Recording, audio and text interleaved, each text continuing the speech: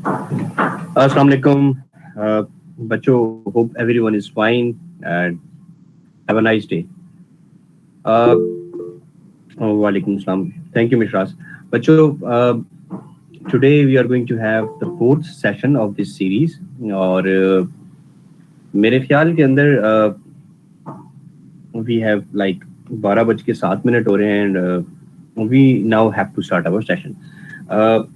Google Meet के अंदर जैसा कि आपको पता है कि there is a limitation, so like तकरीबन जैसे 100 के करीब बच्चे पहुंचेंगे तो I will have to generate a new link, so which probably like 85 students यहाँ भी हो गए हैं। So now I am going to share a new link on the group, in the group. ठीक है, तो कोई भी बच्चा, मैं यहाँ पे आप लोगों से शेयर कर रहा हूँ, कोई भी बच्चा उसको ग्रुप पे शेयर कर ले ताकि जो बाकी बच्चे जिन्होंने आना है वो उस वाले ग्रुप को ज्वाइन कर लें।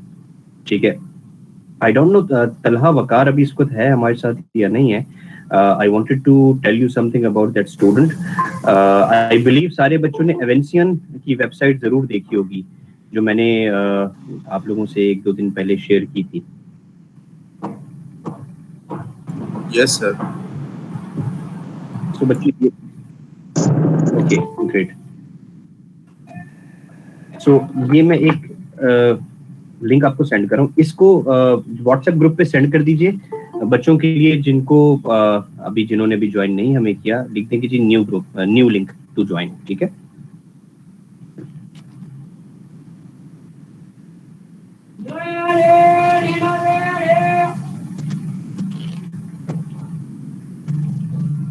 वकार Ahmed, okay share, I believe link share हो गया होगा, right? So somebody has shared the link. Minahil Mumtaz ने, मिशराज ने शेयर किया है और मिनाहिल कह रही है कि new link to join. Okay perfect, thank you very much. अच्छा जी, लेट्स प्रोसीड फर्दर। बच्चों, there are some new students in the group जो कि पिछले वीक नहीं थे और आज उन्होंने हमें इस throughout the week there are some new inductions in this internship program और वी वेलकम देम ऑल। सारे बच्चों को हम वेलकम कहते हैं। Thank you very much for joining us. बहुत सारे बच्चों का मेरे पास मैसेज आया था असाइनमेंट से रिलेटेड, प्रोजेक्ट से रिलेटेड, जो प्रोजेक्ट मैंने दिया हुआ था बच्चों को उसके बारे में बच्चों ने मुझे कुछ फीडबैक भी दी। बच्चों देखो, एक तो चीज ये है कि you have to search for not less than 50 companies. ठीक है, 50 कंपनी से कम की आपने सर्च नहीं करनी है और जो भी आप कंपनी लिखेंगे उसके आगे उसका एड्रेस और आगे उसका ईमेल एड्रेस आपने लिखना है। ठीक है, this is what you have to do. अच्छा, आप वो बच्चे पूछ रहे हैं किस पे बनाए, वर्ड पे बनाए, आप एक्सेल पे बना ले, जस्ट लाइक अ डेटाबेस, कोई इशू नहीं। ठीक है, और ये प्रोजेक्ट आपको सबमिट करवाना होगा जब आपकी ये इंटर्नशिप एंड होगी, आज से इंशाल्लाह 2 वीक्स के बाद या 3 वीक्स के बाद। जब ये इंटर्नशिप आपकी एंड होगी, जब आपको ये सबमिट करवाना होगा, जिमको का जो लिंक्डइन का अकाउंट है, ठीक है, जो लिंक्डइन का अकाउंट है, नॉट द पेज, जो लिंक्डइन का जिमको का अकाउंट है उस पे जाके आपको उनको ये सबमिट करवाना होगा। एक बात तो ये समझ लें। सेकंड बात ये है कि जो भी आपकी जो एसओपीज हैं, एसओपी से मुराद है कि जिस तरह से मैंने आप सबको कहा कि आपने अपनी लिंक्डइन की प्रोफाइल किस तरह की बनानी है, ठीक है, और जिस तरह से मैंने आपको लिंक्डइन की प्रोफाइल बताई है एग्जैक्टली वैसी ही प्रोफाइल आपको बनानी है। अदरवाइज, क्योंकि जब भी आप उनको ये सेंड करेंगे तो वो जाके आपकी प्रोफाइल को इवैल्यूएट करेंगे और अगर the profile is not up to the mark, ठीक है, तो फिर क्या होगा, आपको वो कहेंगे कि जी अपनी प्रोफाइल को इम्प्रूव करें। तो बजाय इसके कि वो एक सर्टेन लेवल पे आपको जाके कहें कि आप अपनी प्रोफाइल को इम्प्रूव करें, तो आप इसको पहले से इम्प्रूव कर लें ताकि आपको प्रॉब्लम ना हो। ठीक है जी, समझ में आ रही है बात या नहीं आ रही बच्चों? Everyone is sleeping, please open your mic and say something. Okay sir. Yes sir. Yes sir. Okay sir. Okay, दूसरा जो प्रोजेक्ट आपको करना होगा वो करना होगा कि क्या करना होगा, वो प्रोजेक्ट आपको पता है। आपको जो सॉफ्टवेयर सिखाया जाएगा इलेक्ट्रिकल पैनल की डिजाइनिंग के लिए, उसके अंदर एक आपको छोटा सा असाइनमेंट दिया जाएगा, वो आपने करके जिमको को सबमिट करवाना है। सो ये 2-3 चीजें हैं जो आप सबमिट कराएंगे और आपको सर्टिफिकेट मिलेगा। किसी भी बच्चे की लिंक्डइन की प्रोफाइल पे 500 से कम कनेक्शंस होंगे, सर्टिफिकेट नहीं मिलेगा। Criteria number 1, which means start adding people. किस किस को ऐड करना है लिंक्डइन के ऊपर? सबसे पहले प्रोफाइल अच्छी बनानी है ताकि आपको लोग ऐड करें, ठीक है। सबसे पहले प्रोफाइल ठीक करनी ताकि आपको लोग एक्सेप्ट करें।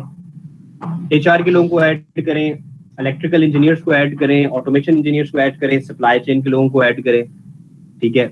इन लोगों को ऐड करें। लिंक्डइन के ऊपर किसी को मैसेज नहीं भेजना, और खास तौर पे खवातीन को कोई मैसेज नहीं भेजना, लड़कों की बात कर रहा हूं, ठीक है। किसी किस्म का लिंक्डइन पे किसी को कोई मैसेज नहीं भेजना, बिकॉज लिंक्डइन के ऊपर मैसेज भेजना is very sensitive.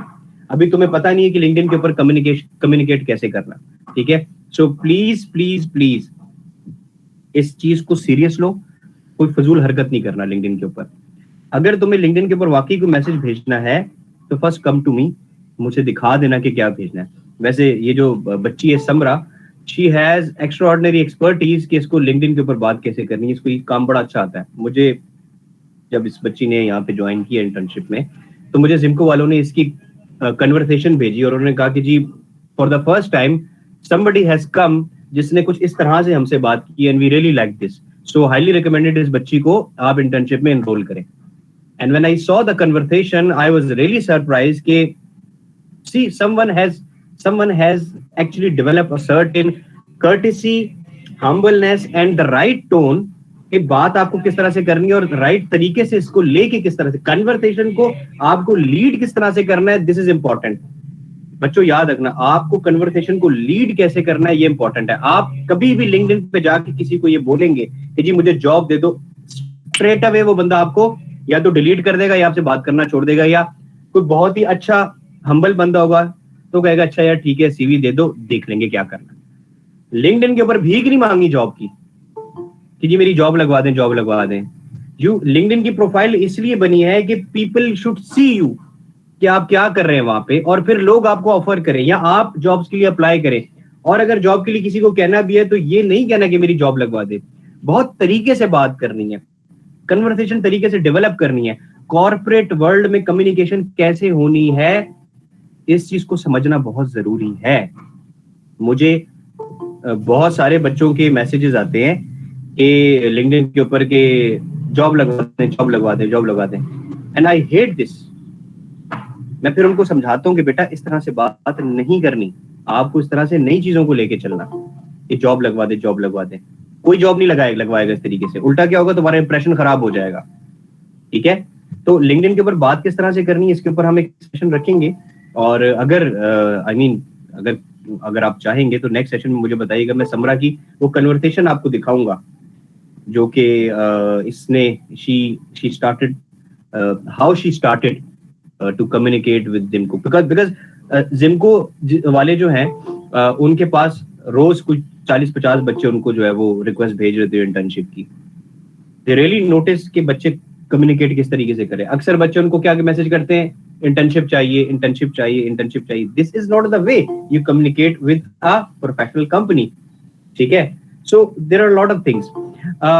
Before we proceed today, मैं आपको कुछ बताना चाहता हूँ। तलहा वकार मौजूद है यहाँ पे हमारे साथ। तलहा तुम आ गए हो? Yes, sir, I'm here. Okay बच्चों, आई बिलीव के सब ने एवेंसियन की वेबसाइट देख ली होगी। Let me tell you something, Avanceon is one of the largest company in Pakistan, जो कि समझ लो कि एंग्रो की ही कुछ सिस्टर कंसर्न है, ठीक है। जो क्राइटेरिया हायरिंग का एंग्रो में है एग्जैक्टली ही समहाउ वैसा ही जितने भी मल्टीनेशनल में वैसा ही एवेंसियन में भी है। तला वकार साहब ने हमें अप्रोच किया लिंक्डइन के ऊपर, बल्कि तला ने बाय द वे मुझे अप्रोच किया था। He asked for some help, और मैंने इसको कहा कि यार right now we are offering internship, so he said कि ठीक है जी एटलीस्ट कुछ तो सीखने को मिलेगा। He got enrolled with us recently. इस बच्चे ने एवेंसियन के अंदर एक ग्रेजुएट ट्रेनिंग प्रोग्राम के अंदर इसने अप्लाई किया और अल्हम्दुलिल्लाह ही गॉट सिलेक्टेड इन एवेंसियन, ठीक है। But I want to tell you something, बल्कि मैं नहीं बताऊंगा, ये तला खुद तुम लोगों को बताएगा कि उनका हायरिंग प्रोसेस क्या है, बड़ी कंपनीज हायरिंग किस तरह से करती है और वो क्या चीजें वो लोग देखते हैं। सो तला भाई सबसे पहले बहुत बहुत मुबारक हो, congratulations for this career move, smart career move, और this is thank you sir very much. Thank you sir. I wish के हर बच्चे को इसी तरह किसी टॉप कंपनी में जॉब मिल जाए, बट कैसे मिलेगी ये तलहा आप लोगों को बताएगा। मैं तो बताता रहता हूँ, लेकिन मैं चाहता हूँ कि तलहा भी वही जो मैं हमेशा से कहता हूँ। तो तलहा जरा बताओ कि हाउ इट गेट स्टार्टेड, और थोड़ा सा बताओ कि उनका हायरिंग प्रोसेस क्या है, क्या क्या हुआ था। एक बल्कि उससे पहले बच्चों, do you really want to hear this from Talha? Yes sir. Yes, sir. Yes, sir. Everyone? Yes, sir. Okay, Talha शुरू हो जाओ। जी sir, first of all thank you very much. और सर अवांसियन का बेसिकली 1 मंथ का हायरिंग प्रोसीजर था इनका, जिसमें इन्होंने पहले हमारा फर्स्ट टेस्ट लिया था। हमारा बेसिकली एक MCQs टाइप टेस्ट था, जिसमें हमारे पास 100 MCQs थे, जो कि जिसमें से 20 हमारे पास डिसिप्लिन के थे, इलेक्ट्रिकल इंजीनियरिंग के, और बाकी 80 जो थे ना वो आपके पर्सनालिटी टेस्ट थे। बेसिकली क्वेश्चन थे उसमें कि आप किस तरह किस सिचुएशन को कैसे हैंडल करते हैं, उस तरह के वो MCQs थे। और उसके अलावा कुछ एनालिटिकल रीजनिंग के सवाल थे, कुछ वर्बल रीजनिंग के, और कुछ न्यूमेरिकल रीजनिंग के। वो बेसिक से थे, वो लाइक जो मैट्रिक एफएससी में पढ़ते हैं उस तरह के थे। ठीक है सर। उसके बाद फिर हमने वो पास किया। उसके बाद फिर हमारा एक इंटरव्यू हुआ जो कि हमारा मैनेजर के साथ था इलेक्ट्रिकल के डिपार्टमेंट पे। उन्होंने सर बेसिकली कुछ इतना टेक्निकल खास नहीं पूछा, सिर्फ आपकी वो पर्सनैलिटी जज कर रहे थे कि ये बंदा किस तरह का है, इसमें कितना कॉन्फिडेंस है, और ये बात करते हुए हिचकिचा तो नहीं रहा हमारे साथ, और इस तरह से मतलब कि वो देखते हैं आपको। तो उन्होंने बेसिकली क्या कहते हैं थोड़ा बहुत पूछा कि अपनी लाइफ के बारे में बताओ, what you want to do in future, अपने आप कहाँ देखते हो फ्यूचर में आप, और इसके अलावा पूछा कि एक्सपीरियंस क्या है आपका, इंटर्नशिप कहाँ की हुई थी, इंटर्नशिप का पूछा कि इसमें क्या किया था। बस इतनी बातें पूछी, और उसके बाद फिर उन्होंने कहा ठीक है आप जाएं। ठीक है। उसके बाद फिर कोई उसके 2 वीक्स बाद हमारा एक फाइनल इंटरव्यू हुआ, जो कि हमारा पैनल इंटरव्यू था, जिसमें 5 लोग थे टोटल, और उसमें से 3 HR के थे और 2 जो थे इलेक्ट्रिकल के थे। और उन्होंने भी ऐसे ही किया, उन्होंने इतना डीपली मेरे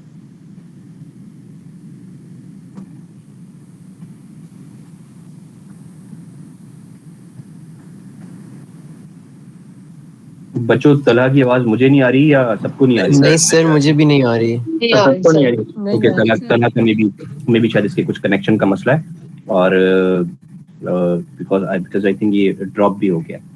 anyway, he might come back. तो बच्चों, मैं चाहता था कि तुम तलहा से सुनो कि हायरिंग प्रोसीजर क्या था, बिकॉज इसने जब मुझे कॉल की, उसने मुझे बताया कि सर इस तरीके से हुआ, और आई वाज सो सरप्राइज कि सर मुझसे टेक्निकल चीजें तो उन्होंने पूछी नहीं, और मेरी थ्रू आउट जो हायरिंग है वो सारी की सारी गेमिंग स्किल्स के ऊपर हुई। इसने मुझे बताया कि सर हम मुझे एक जो है वो मुझे बच्चों के लीगो टॉयज दे दिए थे बनाने के लिए, और मुझे एक टीम असाइन कर दी थी कि इस टीम के साथ मिलके आपने ये लीगो टॉयज से एक आपने टावर बनाना है। So there were 3 to 4 teams. Actually वो क्या देखना चाह रहे थे? टीम वर्क देखना चाह रहे थे कि इस बच्चे में टीम वर्क कितना है। फिर इनको लंच पे बुलाया, तो ये बच्चा जब खाना खा रहा था तो everyone was like monitoring him कि ये खाना कैसे खाता है, ये पानी कैसे पीता है, ये चाय कैसे पीता है। बिकॉज वो जो ऑर्गेनाइजेशंस है ना, जो बड़ी कंपनीज हैं, they are hiring a personality. वो कहते हैं हमें गधे नहीं रखने जिनको सिर्फ और सिर्फ तारे जोड़ना आती हो, या जिनको सिर्फ और सिर्फ जो सिर्फ जिंदगी में इन चीजों पे बिलीव करते हो कि टेक्निकल स्किल्स आर एवरीथिंग। नहीं, टेक्निकल स्किल्स तो बच्चों तुम लोग एक चीज को समझने की कोशिश करना, मेरी एक बात याद रखना, एक फ्रेश स्टूडेंट से क्या कोई टेक्निकल स्किल्स एक्सपेक्ट करेगा, ये मुझे बताओ। अगर कोई एक्सपेक्ट करता भी है तो दैट इज बुलशिट। एक फ्रेश इंजीनियर से क्या टेक्निकल स्किल्स एक्सपेक्ट करोगे? फ्रेश इंजीनियर से जो चीज एक्सपेक्ट की जाती है वो उसका विजन होता है, वो उसका मिशन होता है, वो क्या करना चाहता है फ्यूचर में, उसका फैमिली बैकग्राउंड, उसके गोल्स, वो बच्चा उस ऑर्गेनाइजेशन में क्या वैल्यू ऐड कर सकता है। ये सारी चीजें इंपॉर्टेंट होती है फ्रेशीज के लिए। ये हमारी बड़ी गलत कॉन्सेप्शन है कि जी आप ये भी कोर्सेज कर लें, ये भी कोर्सेज कर लें, ये भी कोर्सेज कर लें, ये भी कोर्सेज कर लें। छोटी कंपनीज जो तुम्हें 10-10 हजार या 15-15 हजार रुपए की जॉब देंगी ना, उनके लिए ये इंपॉर्टेंट होता है कि यार ये हमें सिखाना ना पड़े, ये बाहर से सारी टेक्निकल चीजें सीख के आ जाए तो हमारा टाइम बच जाए। जो बड़ी कंपनीज है वो ये चीजें नहीं देखती, क्योंकि वहां पे ऑलरेडी चीजें सारी ऑर्गेनाइज होती हैं। बात करने का मकसद ये है कि तलहा पता नहीं अभी है या नहीं है, शायद इसका इंटरनेट नहीं प्रॉब्लम कर रहा है। यस सर, मैं पता नहीं क्यों सर बाबा लीव करी जा रहा हूँ खुद ही, और अच्छा, वो ऑटोमेटिकली मुझे ना ओप्स करी जा रहा वो जरा वो है। Sorry for that. It's okay, no problem. वो जो तुम्हारा लीगो टॉयज वाला जो तुम्हारा गेम था उसमें क्या हो रहा था? जी उसमें बेसिकली वो हमारी टीम पार्टिसिपेशन चेक कर रहे थे हम। दो लोगों की टीम थी, 2 टीम्स थी हमारी, और उसमें वो देख रहे थे कि उन्होंने हमें कहा कि आप 5 मिनट लें और स्ट्रेटेजी बनाएं इसकी कि आपने कैसे खेलनी है। ठीक है, हम साइड पे हो गए और हमने स्ट्रेटेजी बनाई कि हम कैसे इसको जो है ना टावर बनाना है हमने ब्लॉक से। बेसिकली इसका सबसे लंबा टावर होगा वो that will be the winner. तो उसकी हमने स्ट्रेटेजी बनाई कि हम इस तरह करेंगे। हमने कहा ठीक है। तो हम लोग जब बना रहे थे टावर, तो हमारे साथ ऐसा हुआ कि 2 दफा हुआ था कि वो बन के गिरा था नीचे, और फिर हमने दोबारा से 0 से स्टार्ट किया था। तो लेकिन हम लोग फिर भी हार गए थे क्योंकि थोड़ा सा हमारा छोटा था उनसे टावर। तो वो सही गेम थी हमारी। उसमें बेसिकली वो देख रहे थे कि आप किस तरह कोऑर्डिनेट करें अपनी टीम मेंबर के साथ, और कैसे उनको देख रहे हैं सारा कुछ। और आपने जो बताया ना सर, हमारा 2 दफा गिरा, फिर हमने दोबारा स्टार्ट किया 0 से। ये नहीं कि हमने छोड़ दिया वहां पर, क्योंकि कुछ बच्चे थे जो छोड़ देते थे, जो करते थे छोड़ दिया उन्होंने, गिरा उनका छोड़ दिया उन्होंने। तो वो ये देख रहे थे कि आप क्या कहते हैं नेवर गिव है क्या कि नहीं है। बेसिकली वो ये देख रहे थे। हाँ बिल्कुल बिल्कुल। तो तला मुझे ये बताओ, मुझे तो नहीं बताओ, खैर मुझे तो पता है, बाकी बच्चों को बताओ कि तुमने इब्राहिम फाइबर्स में भी इंटरव्यू दिया था, अपना वो एक्सपीरियंस भी शेयर करो। मैंने इनको बताया कि वो खाने जब कैंडिडेट खाना खा रहा होता है ना, तो उस वक्त भी आगे सामने बैठ जाते हैं, उसको ऑब्जर्व कर रहे होते हैं कि ये जिस वक्त राइस अपनी प्लेट में डालता है तो कितनी साउंड आती है, ये वो मॉनिटर करते हैं। ठीक है, तो तुम ये बताओ कि तुम्हारे ख्याल में ये जो बच्चे कोर्सेस के पीछे भाग रहे होते हैं, हम फलाना कोर्स कर लें, हम इन अपने ये प्रोजेक्ट कर लें, वो प्रोजेक्ट कर लें, टेक्निकल चीजें डाल दें, वो कितनी इंपॉर्टेंट। और सेकेंडली ये भी बताओ इन बच्चों को कि सीवी में जो भी ये लंबी लंबी कहानियां लिखते हैं वो कितनी डेंजरस है। CV should be very simple, और सीवी में जो आप लिखो उसको आप जस्टिफाई कर सको, बस इतना लिखो।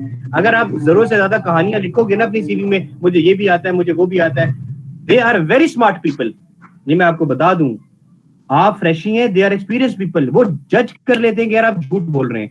सो बच्चों, अपने इंटरव्यू में कभी भी झूठ नहीं बोलना, अपनी सीवी में कभी भी झूठ नहीं लिखना। भले सीवी में तुमने ये लिखा है कि तुम्हें बहुत ज्यादा टेक्निकल चीजें नहीं आती, नो प्रॉब्लम, बट जो लिखो वो तुम्हें आना चाहिए। ठीक है, तो तला जरा इस बारे में कुछ बच्चों को बताओ कि तुम्हारा एक्सपीरियंस कैसा रहा। जी सर क्योंकि हम फ्रेश ग्रेजुएट होते हैं, तो टेक्निकल जो पार्ट है ना बेसिकली आपकी हायरिंग का, वो सिर्फ 20% होता है। ठीक है, बाकी 80% आपका सिर्फ और सिर्फ पर्सनैलिटी टेस्ट हो रहा होता है, और आपको देख रहे होते हैं, जज कर रहे होते हैं बेसिकली आपको कि आप किस तरह के हैं, आपका बिहेवियर क्या हो सकता है हमारे साथ, और क्या आप वाकई में इंटरेस्टेड है हमारी कंपनी में कि नहीं है।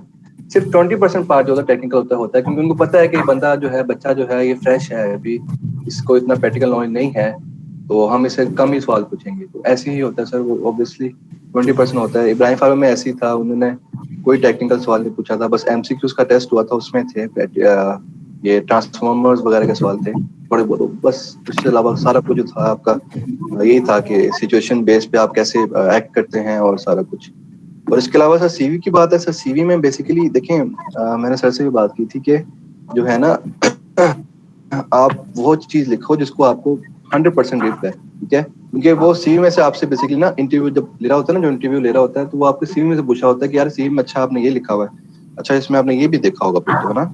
अगर वो चीज आपको आती है तो फिर ऐसे बता दोगे, लेकिन अगर आपको नहीं आती तो फिर आप कहोगे सर देखें, वो ऐसा के बहाने करोगे कि सर मैंने वो 2 साल हो गए ये पढ़ा हुआ, या ये सॉफ्टवेयर मैंने यूज किया, वो तो आपको याद नहीं है। वो बहुत गंदा क्वेश्चन पड़ता है, बहुत गंदा। तो आप सिर्फ वही चीज लिखें जिसका आपको आइडिया है, और झूठ वूठ ना लिखें ऐसा कुछ, क्योंकि उन्होंने आपकी सीवी ही देखनी है सिर्फ, क्योंकि वही उनके पास मटेरियल है। यस बिल्कुल ऐसा ही है। सो बच्चों, सीवी एक तो अच्छी सीवी होनी चाहिए, कम से कम प्रेजेंटेबल सीवी होनी चाहिए, उसके अंदर झूठ नहीं होना चाहिए, और सीवी में बहुत ज्यादा डिटेल्स लिखने की जरूरत नहीं, सीवी को बल्कि नहीं करना आपने। सीवी में देखो, सबको पता है यार फ्रेशी को कुछ नहीं आता, तो आपने इंपॉर्टेंट ये आपने जहाँ इंटर्नशिप्स की, अपनी इंटर्नशिप में लिखो, जैसे आप यहाँ इंटर्नशिप कर रहे हो, इसमें आप काफी चीजें सीख रहे हो, इंडस्ट्री की काफी चीजें आप सीख रहे हो। अब इसके बारे में लिख सकते हो कि हमने ये भी सीखा, हमने ये पढ़ा, हमें ये बताया गया।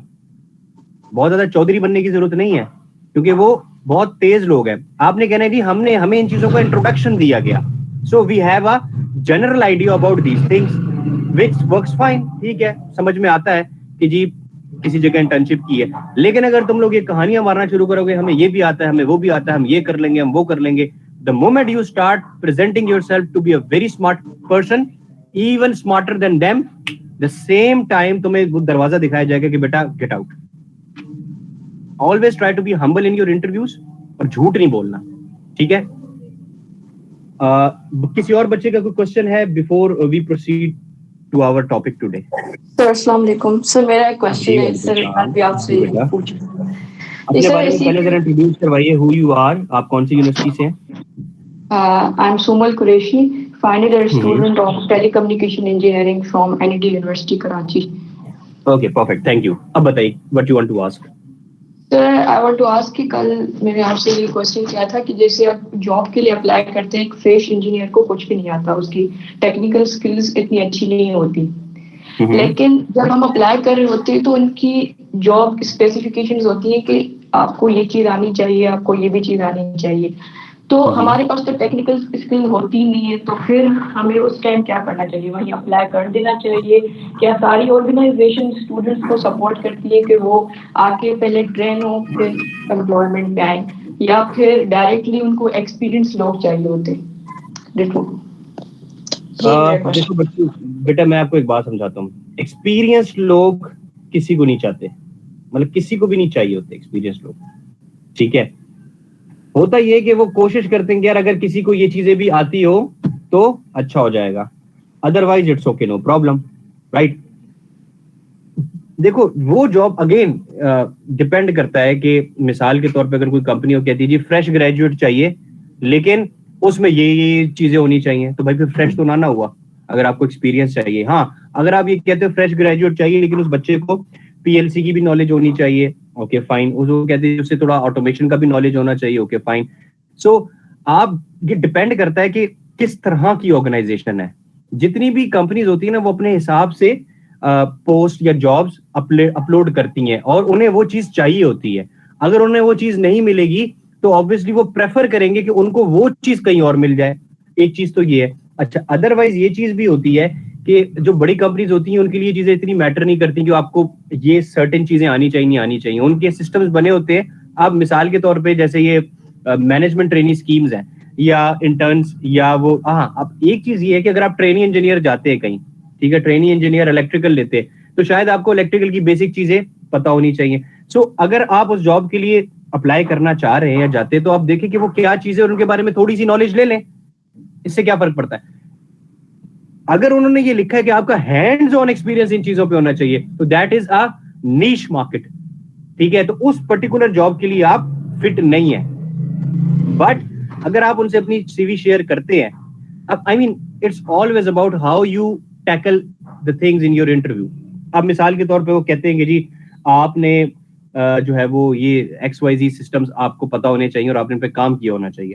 तो अभी अगर आप वाकई उस जॉब के लिए अप्लाई करना चाहते हैं तो उनको थोड़ा सा पढ़ लें और जब आप इंटरव्यू में जाएं तो आप उनको ये कह सकते हैं कि जी मुझे इनके बारे में पता जरूर है लेकिन मैंने इनके ऊपर काम नहीं किया हुआ, राइट, मैंने इनके ऊपर काम नहीं किया हुआ, but I would love to work on this system if I would be given an opportunity. अब उनकी मर्जी कि वो आपको अपॉर्चुनिटी देते हैं या नहीं देते, बिकॉज एक बात याद रखना, आपकी जो सिलेक्शन होती है ना वो आपकी विलिंगनेस के ऊपर होती है, ठीक है। अगर आप विलिंग है और उनको ये लगता है कि यार ये बच्चा या बच्ची somehow he and she can manage तो आपको जॉब दे देंगे। आई मीन मैं अगर हूंगा मैंने अगर देखो 2-3 तरह की हायरिंग होती है। एक हायरिंग होती है डायरेक्ट पोजीशन हायरिंग, मिसाल के तौर पे मैं किसी XYZ फैक्ट्री में बैठा हूँ और मेरे पास एक इलेक्ट्रिकल इंजीनियर था जो कि 50-60 हजार रुपए ले रहा था या 70 हजार रुपए ले रहा था, ठीक है, वो एक्सपीरियंस था, 3 साल उसका मेरे पास एक्सपीरियंस हो गया था, जब भी उतने पैसे ले रहा था वो छोड़ के चला गया। अब मुझे उसकी जगह पे कोई फ्रेशी तो नहीं चाहिए भाई, मुझे ऐसा बंदा चाहिए जिसका एक्सपीरियंस हो, तो वहां पे फ्रेशी की मैं बात ही नहीं करूंगा कि मुझे फ्रेशी चाहिए। फ्रेश ग्रेजुएट के लिए एक बात याद रखना, एक्सपीरियंस नहीं चाहिए होता, और अगर आप इस तरह की जॉब के लिए अप्लाई करना चाह रहे हैं तो समझ लेंगे वो फ्रेश नहीं है, ठीक है।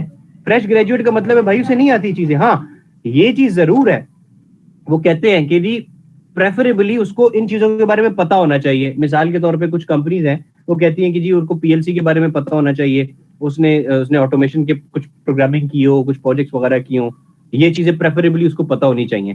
तो ठीक है, आप भी पढ़ के चले जाओ, क्या फर्क पड़ता है, पढ़ के जरूर चले जाओ, क्योंकि उन्होंने मांगा है कि पढ़ के जाना चाहिए। ठीक है, बात समझ में आ रही है नहीं आ रही? जी सर, थैंक सर यू। इसमें मैं एक चीज ऐड करूंगा सर। जी जी। सर देखिए, मैंने जो देखा है ना सर, जो मेरा एक्सपीरियंस है ये 2-3 मंथ्स में सर, मैं यही कर रहा हूँ कि जॉब अप्लाई कर रहा हूँ और इंटरव्यू दे रहा हूँ। तो अब उसमें सर देखें, जितनी छोटी कंपनी होती है ना, जो छोटी प्राइवेट कंपनीज होती है ना, वो क्या कहते हैं, वो मांगते हैं फ्रेश ग्रेजुएट से कि यार ये जो है ना, ये इनका 2-3 साल का एक्सपीरियंस है, वो देखते नहीं उसको। ठीक है, वो कहते हैं कि आपको ये भी आना चाहिए, ये भी आना चाहिए। अब अवांशियों ने क्या लिखा होता है अपनी इस पे पोस्ट डिस्क्रिप्शन में लिखा हुआ था उन्होंने अपनी, अवांशियों वाले ने लिखा हुआ था कि हमें जो है इलेक्ट्रिकल इंजीनियर चाहिए, ठीक है, 4 इयर्स की डिग्री हो उसकी, और उसको बेसिक नॉलेज हो पीएलसी डीसी SCADA सिस्टम का, बस बेसिक नॉलेज। ठीक है, ये नहीं कहा कि यार आपको जो है ना फुल टाइम उसको आना चाहिए, इस तरह की बात नहीं, सिर्फ बेसिक नॉलेज उन्होंने कहा था कि आपको पता होना चाहिए कि ये क्या है और कैसे काम करते हैं, बस। तो जितनी बड़ी कंपनी होगी वो नहीं इस तरह की चीजें मानती कि यार आपको ये भी आना चाहिए, ये भी आना चाहिए, ये भी आना चाहिए। इनको पता है फ्रेश है, तो इसके लिए जो है ना बस आपकी डिग्री काफी है सर। Okay, number 2 okay. हाँ जी बच्चों, समझ में आई बात आपको? अच्छा, समरा हुसैन ये कह रही है कि what about mentioning about your experience in university society like work. हाँ, ये तो जरूरी है ना, ये तो आपको लाजमी करना है, क्योंकि इसके बगैर तो फायदा नहीं है। ये तो बेइंतहा जरूरी है, ये तो आपको करना ही करना है। ठीक है, इसको इस तरह के बच्चों को तो प्रेफर किया जाता है जो सोसाइटीज के होते हैं। आगे चले, इसके अलावा किसी का कोई क्वेश्चन? अस्सलाम वालेकुम सर। जी वालेकुम सलाम। Who is there? Abeer Mujahid. Yes जी बेटा। Sir, I'm a recent electrical engineering graduate from NET Karachi. Sir, I wanted to ask कि LinkedIn पे कभी-कभी LinkedIn में बहुत सारी जॉब्स आती हैं, तो अक्सर ज़रूरी नहीं होता कि हम जो है एज एन इलेक्ट्रिकल इंजीनियर उस 100% क्राइटेरिया पे कर रहे हो, लाइक सेटिस्फाई कर रहे हो, तो should we go for applying for that job और नॉट? कि अगर हम उसका 60 या 70% भी हम उसमें कैपेबल हैं, हम समझते हैं हमारी अगर हमारी टेक्निकल स्किल्स मैच नहीं कर रही, और या हमारी सॉफ्ट स्किल्स मैच कर रही हैं वहाँ उस ऑर्गेनाइजेशन के लिए, तो हमें उसके लिए अप्लाई करना चाहिए या नहीं करना चाहिए? बिल्कुल करना चाहिए। देखो, एक बात तो ये समझ लो कि जैसा तलहा ने कहा कि ये चीजें प्रेफरेबल होती हैं कैंडिडेट के अंदर। मिसाल के तौर पे ये वैल्यू एडिशन है। मैं अपनी ऑर्गेनाइजेशन में किसी भी बच्चे को रखता हूँ, ऑनेस्टली मैं बच्चों की टेक्निकल स्किल्स के ऊपर नहीं रख रहा होता उनको, कभी भी नहीं रखता। मैं ये देखता हूँ कि यार बच्चे की पर्सनालिटी कैसी है और इसको शौक है सीखने का। अगर शौक है तो मैं सिखा दूंगा, लेकिन अगर इसको भले टेक्निकल नॉलेज इसकी अच्छी है, this student has a 3rd class personality, मेरे साथ नहीं चल पाएगा। तो मेरी जैसी कंपनी, जो कि मैं I work for German multinational company Phoenix Contact, but मैं जिमको की बात करूं, जिमको के अंदर भी when we do hire people या बच्चों को हायर करते तो उस वक्त भी हम ये देखते हैं। तो I mean it's all about the mentality. और ये बात याद रखना, जितनी भी छोटी कंपनी में जाओगे ना, उतनी तुम्हारी लाइफ मिजरेबल हो जाएगी। ठीक है, ये बात याद रखना। अब मिसाल के तौर पे पिछले दिनों नेस्ले का ग्रेजुएट ट्रेनिंग प्रोग्राम आया हुआ था, उसके अंदर जिन बच्चों ने अप्लाई किया, बहुत सारे बच्चे मेरे स्टूडेंट भी थे, सब बच्चे ही बताया मुझे पता भी था कि नेस्ले में भी यही होता है कि उनका जो मैनेजमेंट ट्रेनिंग प्रोग्राम है उसके अंदर उनका प्लांट मैनेजर बैठेगा, प्रोडक्शन मैनेजर बैठेगा, ठीक है, इसी तरीके से मे बी कोई उनका XYZ कोई और डिपार्टमेंट का मैनेजर बैठे, और दे ऑलवेज टॉक अबाउट यार आपने जिंदगी के अंदर आउट ऑफ द बॉक्स कब सोचा और कैसे सोचा, हाउ यू मैनेज थिंग्स। वो ये नहीं पूछते कि यार ये बताओ कि वो ब्रेकर ट्रिप हो गया था तो उसके बाद फटाफट फौरन पहला काम तुमने क्या किया, अगर मशीन नहीं चल रही, वाइंडिंग खराब है तो क्या करोगे। This is not the questions जो फ्रेशी से पूछे जाए। हमारा प्रॉब्लम ये है कि सारे के सारे बच्चों को अगर आप देखें तो वो भाग रहे होते हैं अपनी टेक्निकल स्किल्स को इंप्रूव करने के लिए। जो चीज वो नहीं इंप्रूव करते वो अपने आप को इंप्रूव नहीं करते, जिसकी वजह से उन्हें समझ नहीं आती। अब मिसाल के तौर पे तलहा जो है यहाँ पे हो गया, बहुत सारे और मेरे बच्चे डिफरेंट जो है वो ऑर्गेनाइजेशंस में उन्होंने इंटरव्यू दिए, सारी चीजें हुई, उनको ऐसा लगता है कि हर एवरीथिंग वेंट वेल। कुछ एक दफा ऐसा हुआ, आई हैड अ स्टूडेंट, उसको कहा गया कि जी now you have 10 to 15 minutes time make a presentation. अब उसके हाथ पांव फूल गए जी, प्रेजेंटेशन कैसे बनाऊं। 3rd क्लास उसने प्रेजेंटेशन बनाई and then the student was expecting कि यार मुझे कॉल आ जाए। नहीं, ऐसा नहीं होगा। ऑर्गेनाइजेशंस को नाउ दे नीड लीडर्स और रीडर्स आर द लीडर्स, ये याद रखना। मैं तो बच्चों से इंटरव्यू में ये भी पूछता हूँ कि भाई बुक्स कौन सी पढ़ते हो, बिकॉज मेरे लिए बहुत इंपॉर्टेंट है कि बच्चे की फिलॉसफी क्या है, बच्चे का विजन क्या है। मैं अपने इंटर्नशिप में और जो मेरे जिन बच्चों के साथ मैं बहुत ज्यादा बातचीत करता हूँ, there are a group of student जो बच्चे मुझसे राब्ते में रहते हैं और अपने बारे में पूछते रहते हैं कि सर हमें बताएं कि हमें अपने आप को इम्प्रूव कैसे करना है। तो मैं उनको 2-3 बुक्स बताता हूँ सबसे पहले। ठीक है, आपने देखा होगा कल एक बच्ची है हरीबा शाहिद, लिंक्डइन के ऊपर उसने एक अपना पोस्ट लगाया। उस पोस्ट में उसने लिखा कि जी ये 3 बुक्स सर ने पढ़ने के लिए दी थी मुझे, and I read these books exactly.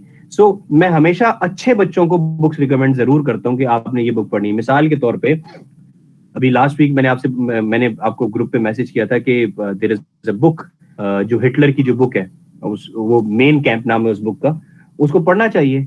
उस बुक में उसने बहुत कुछ लिखा है। देखो बच्चों, एक बात याद रखना, जिंदगी में इंपॉर्टेंट क्या है? जिंदगी में इंपॉर्टेंट ये नहीं है कि हम ये देखें कि कोई बंदा कितना बुरा है, लेकिन हम ये देखें कि उस बुरे बंदे ने कामयाबी कैसे हासिल की है।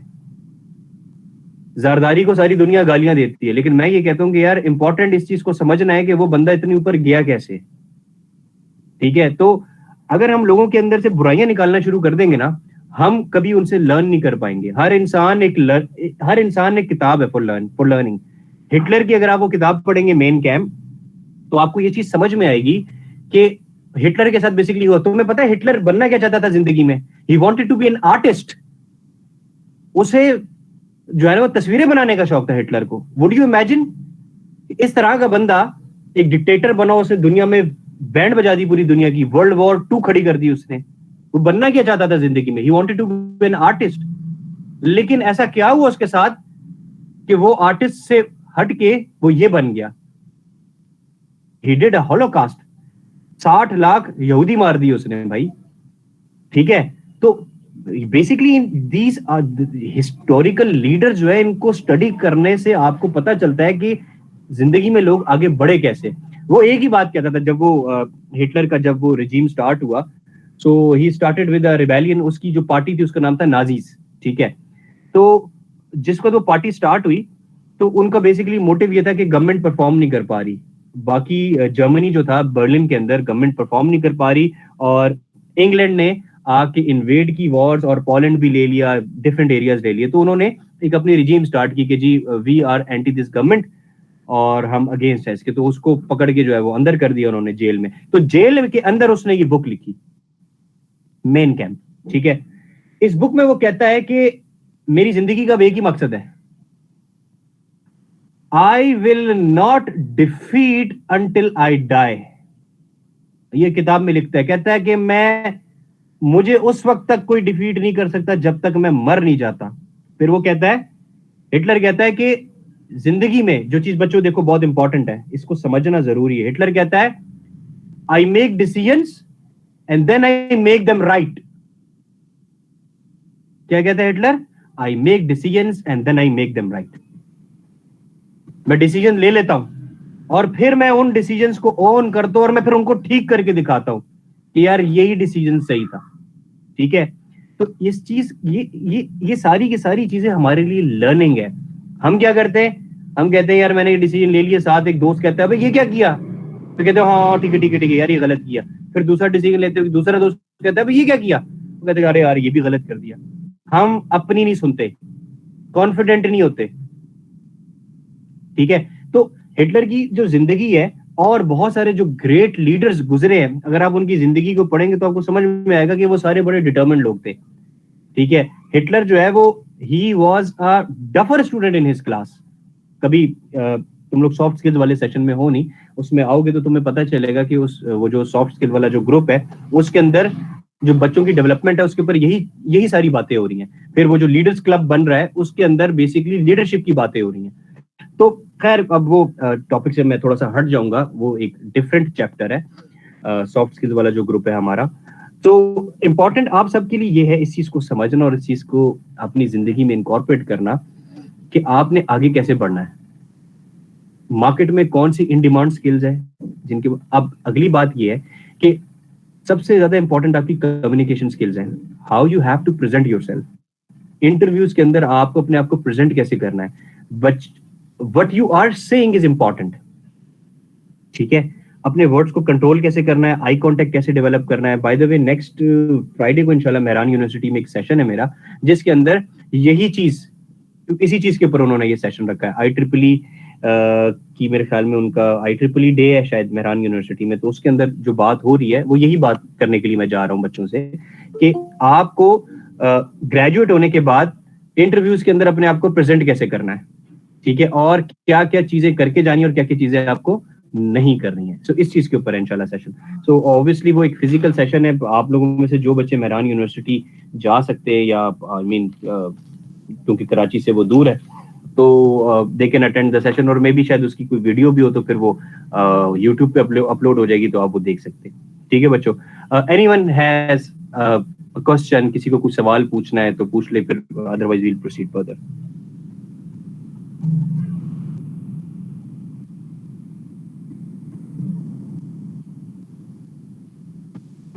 ओके, आई थिंक किसी को कोई क्वेश्चन नहीं, सो हम आगे बढ़ते हैं। ठीक है जी।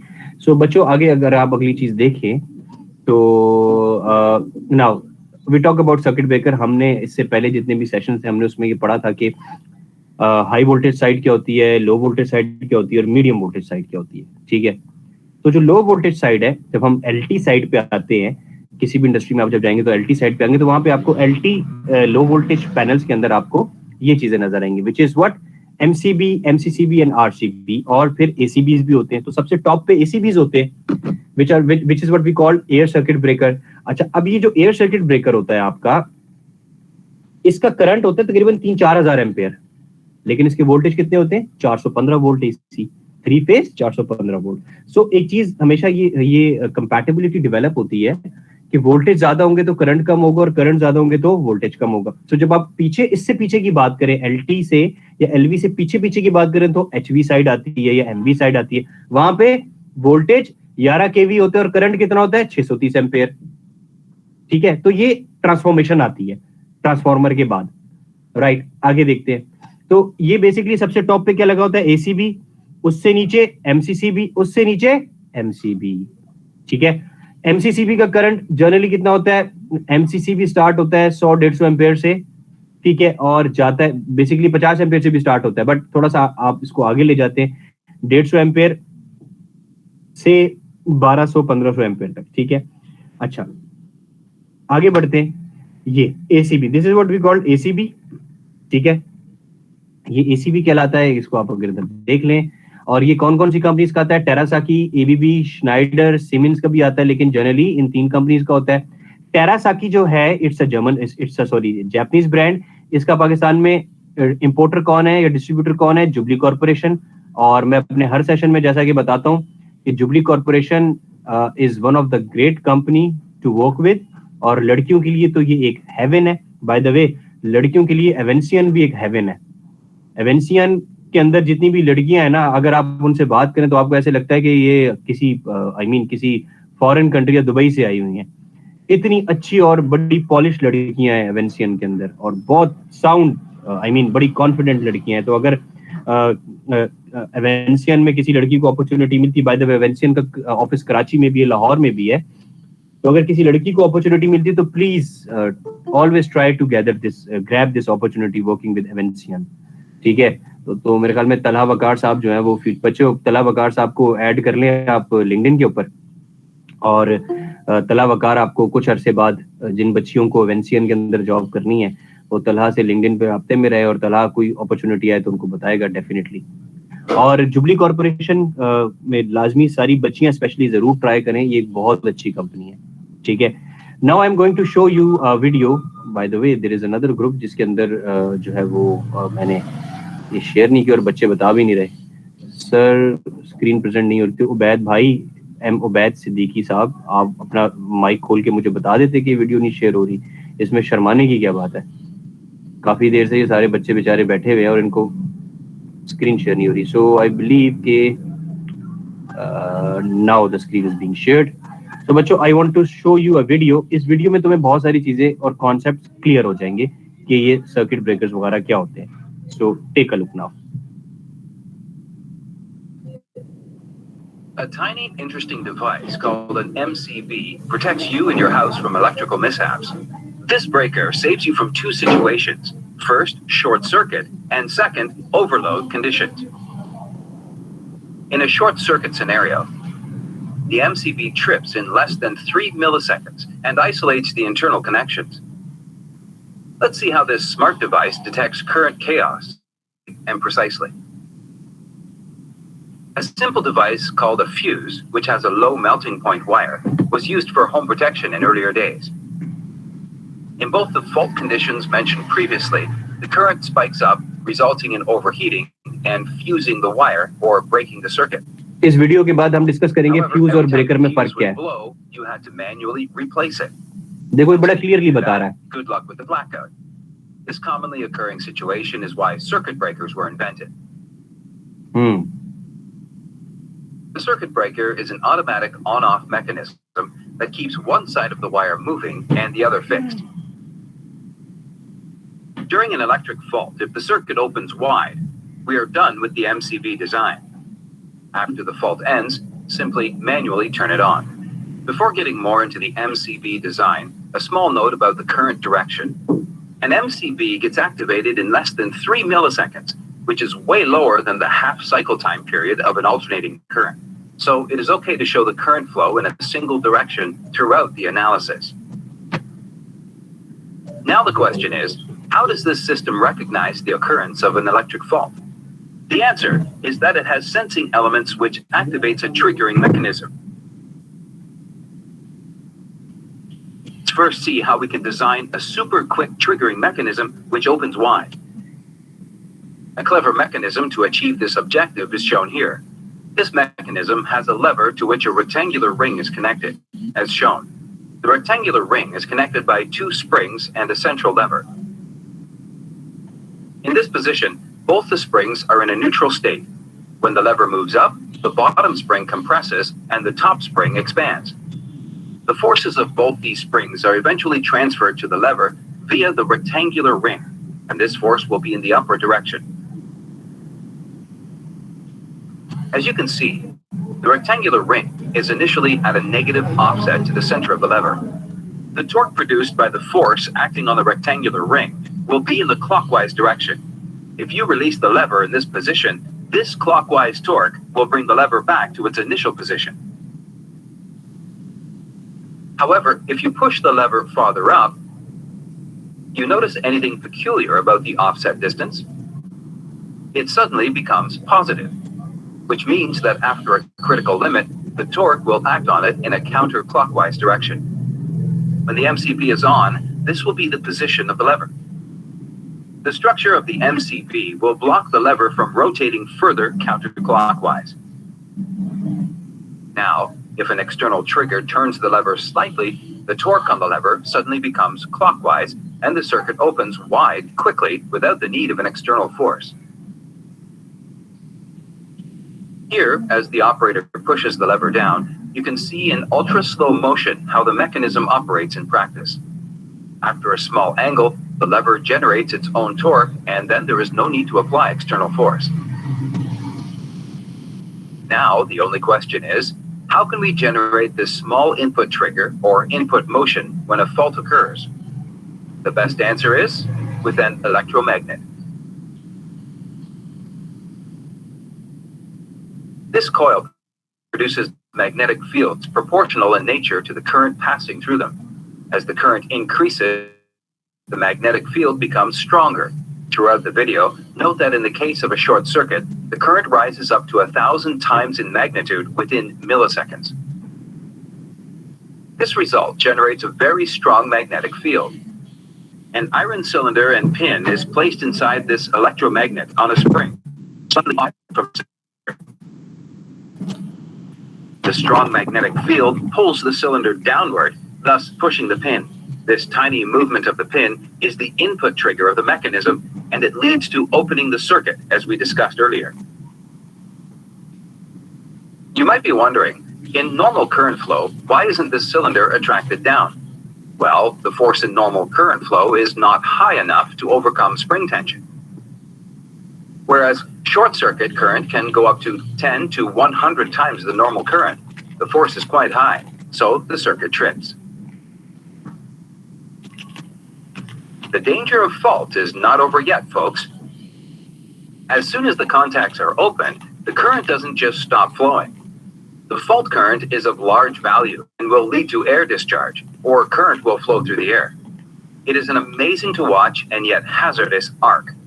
To extinguish the arc, a component called an arc runner or arc chute is used. The arc chute is an arrangement of parallel plates arranged at small intervals. As the contacts separate, the heavy fault current flowing as an arc triggers a huge temperature rise that can cause damage. Therefore, this arc should be killed.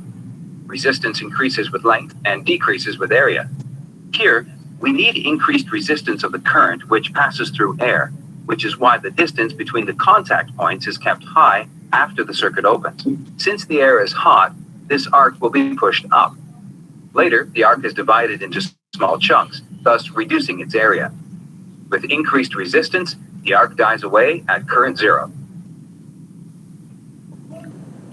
Now let's see how the MCB prevents the second type of fault, an overload condition.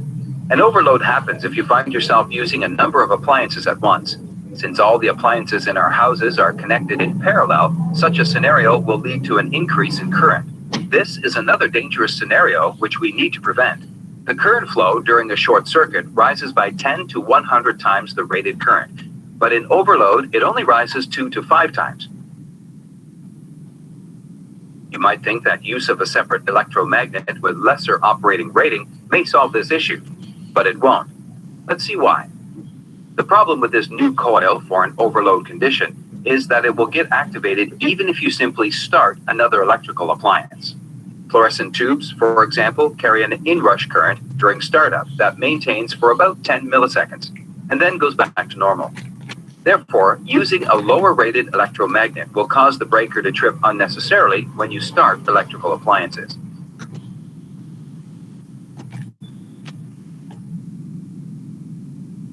A perfect choice to solve the overload condition is a bimetallic strip. This sensor is a bit slower and offsets inrush currents, as it stays around for only 10 milliseconds. However, it trips the MCB when the overload current maintains for 2 seconds or more. In a bimetallic strip, as the current rises, heat causes the strip to bend slowly. This occurrence pushes a C-shaped lever, and thus the main lever down, and it thereby opens the contacts. The current value at which the bimetallic strip should operate can be varied with this screw, which is only adjusted by manufacturers. We hope you have now developed a good understanding of a miniature breaker. With this precisely designed device, you are safe from electrical disasters. Apart from MCB, we have other breaker types designed for different types of faults: RCD, ELCB, and MCCB. Don't forget to support us. Thank you. Okay बच्चों, I believe आपने ये जो video देखी इसके अंदर बहुत सारी चीजें आपको समझ में आई होंगी. So let's have a recap. Number 1, ये एमसीबी ब्रेकर क्या होता है? Miniature circuit breaker. ठीक है.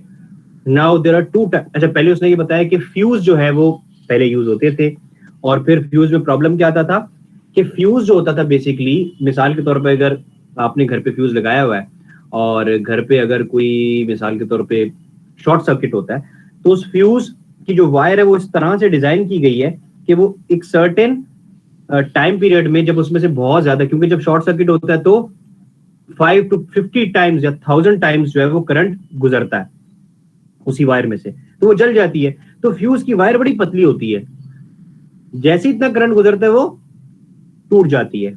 लेकिन इसका प्रॉब्लम क्या है? एक इसका फायदा है, रिस्पॉन्स टाइम बहुत फास्ट है, फटाफट ये ब्रेक हो जाती है तो आपकी डिवाइस आगे खराब होने से बच जाती है. लेकिन ऑन द अदर हैंड इसका नुकसान क्या है? नुकसान ये कि अगर मिसाल के तौर पे मेरे घर के 4थे फ्लोर पे ये फ्यूज लगा हुआ है, तो शॉर्ट सर्किट हुआ तो अब फ्यूज ब्लो हो गया. अब जब फ्यूज ब्लो हुआ तो मुझे क्या करना है? 4थे फ्लोर पे जाना है, इस फ्यूज को निकालना है और फिर इसकी जगह मुझे रिप्लेस करके लगाना है. तो इस हैसल से बचने के लिए ब्रेकर्स आए. अब ब्रेकर्स में 2 तरह के मैकेनिज्म है. एक ट्रिप मैकेनिज्म क्या है? ओवरलोड के ऊपर थर्मल ट्रिप है, जिसके अंदर वो कह रहा है बायोमेटेलिक स्ट्रिप लगी हुई है. दूसरा वो कह रहा है शॉर्ट सर्किट की सिचुएशन के अंदर इसके अंदर एक कॉइल लगी हुई है, जिसके अंदर से बेइंतहा जैसी करंट गुजरता है तो वो ट्रिप करता है. जब वो ट्रिप करता है तो बेसिकली आर्क एक्सटिंग्विशर लगा हुआ है जो कि उसके अंदर जो आर्क प्रोड्यूस होता है उसको नॉर्मलाइज करता है। ये 4-5 चीजें अगर तुम्हें याद होंगी तो इससे आगे तुम्हें याद करने की जरूरत नहीं है। इस वीडियो में बहुत कुछ बताया है, सब का सब याद करने की जरूरत नहीं है, इतनी चीजों की जरूरत नहीं है आपको इस लेवल पे। आगे चल के देखेंगे कि क्या करना है जब तुम जॉब तुम्हारी स्टार्ट होगी इंशाल्लाह, तो वहां पे जाके तुम देखना कि तुम्हें किन चीजों की जरूरत है, किन चीजों की नहीं है। ठीक है जी। इसके बाद जो मैं तुम्हें बताना चाहता हूँ वो like which video do I have. Okay बच्चों, now if you take a look के this is what we have. ये एक टिपिकल तुम्हारे पास पैनल है, ठीक है। और इस पैनल के अंदर क्या क्या चीजें नजर आ रही हैं बताओ? Circuit breakers, release, contractors, terminal block, timer, सीटी, एनर्जी मीटर्स, ये चीजें नजर आ रही हैं, ठीक है। अच्छा, अब बेसिकली क्या है कि this is a power panel, this is not a control panel. क्यों कंट्रोल पैनल नहीं है? आई मीन कंट्रोल भी है क्योंकि इसके अंदर टर्मिनल ब्लॉक लगे हैं, रिलेज भी लगी हुई है, कॉन्टैक्टर्स भी लगे हुए हैं। सो this is also a control panel, but this is not a automation panel because इसके अंदर ऑटोमेशन कंपोनेंट्स भी लगे हुए जो कि क्या होते हैं? पीएलसी सबसे मेन कंपोनेंट है कंट्रोल पैनल का, पीएलसी, स्काडा या एचएमआई, ठीक है। सो हम आगे चल के, अच्छा मैं आपको एक बात बताऊं कि हमारे साथ इस ग्रुप के अंदर सॉफ्टवेयर के भी स्टूडेंट्स हैं और वो सॉफ्टवेयर वाले बच्चे मुझे मैसेज करके अक्सर पूछते हैं कि सर ये बताएं कि हमारा इससे क्या लेना देना है। तो बच्चों इन सारी चीजों से सबका लेना देना है, क्योंकि आगे चल के जैसे ही हम IIoT और इंडस्ट्री 4.0 की चीजों पे जाएंगे तो वहां पे जो है वो इलेक्ट्रिकल वाले पूछ रहे होंगे और बाकी डिसिप्लिन के बच्चे पूछ रहे होंगे कि सर ये सॉफ्टवेयर से हमारा क्या लेना देना है, ठीक है। तो इंडस्ट्री 4.0 में सबका आपस में एक दूसरे से लेना देना है, इसलिए सबको इन चीजों को समझना जरूरी है, क्योंकि कल को जब हम डिजिटल ट्विन की बात करेंगे तो आपको समझ में आएगा कि ये सारी चीजें क्यों इंपॉर्टेंट थी, ठीक है। हैविंग सेड दैट, देखिए जी, सर्किट ब्रेकर लगे होते हैं, रिलेज लगी होती हैं, कॉन्टैक्टर्स लगे होते हैं, टर्मिनल ब्लॉक्स लगे होते हैं, टाइमर्स लगे होते हैं, सीटीज लगी होती हैं which is current transformer, energy metres लगे होते हैं, ठीक है। मैं इसको यहां पे रोक रहा हूं, इसकी एक एक पिक्चर ले सारे बच्चे। नेक्स्ट सेशन में जब हम आएंगे तो आप इन सारी चीजों के बारे में बेसिक्स पढ़ के आओगे, हम इसको थोड़ा सा डिटेल में डिस्कस करेंगे, ठीक है। So this is your assignment for the upcoming week कि आपने इनके बारे में बेसिक्स पढ़ना है कि चीजें क्या होती, ताकि जब हम आगे बढ़े तो आप लोगों को चीजें समझ में आ जाए, ठीक है बच्चों। सो इंशाल्लाह नेक्स्ट वीक मुलाकात होती है आप लोगों से, और नेक्स्ट वीक हम जरा काफी डिटेल में चीजों को पढ़ेंगे। आज मैंने बहुत ज्यादा चीजें नहीं पढ़ी क्योंकि आज हमने जरा जर्नल डिस्कशन कर रहे थे, बहुत सारे बच्चों की जो क्यूरीज थी उनको रिस्पॉन्ड मैं कर रहा था। So I hope you have develop a certain clarity about the low voltage panels और जो इलेक्ट्रिकल पैनल उसमें क्या चीजें होती है, ठीक है। अगर स्टिल किसी बच्चे को कोई क्वेश्चन है तो ग्रुप के ऊपर वॉइस नोट डाल दे और I will try to answer ताकि सारे बच्चे उसको समझ सकें, ठीक है बच्चों। तो इंशाल्लाह thank you very much for coming, इंशाल्लाह नेक्स्ट वीक मुलाकात होती है। टेक केयर, अल्लाह हाफिज। अल्लाह हाफिज। अल्लाह हाफिज सर। So,